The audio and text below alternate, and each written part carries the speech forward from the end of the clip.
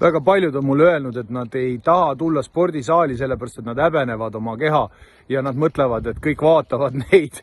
Aga vaatamise koha pealt ma teile, sõbrad, toon teile ühe palju parema näite.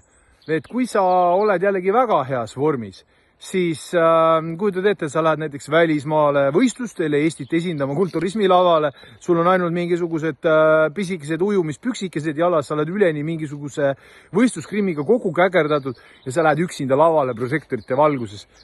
Kõik vaatavad sind, otsivad sinu igasuguseid vigasid ja ka võib-olla mingisuguseid selliseid andeid, et võt, mõtle nagu selle peale, et tegelikult saalis, jõusaalis inimesed tulevadki trenni tegema ja need, kes on heas vormis, üldjuhul need on peegli ees, imetlevad iseennast, need nagu teid kindlasti vaatama ei hakka.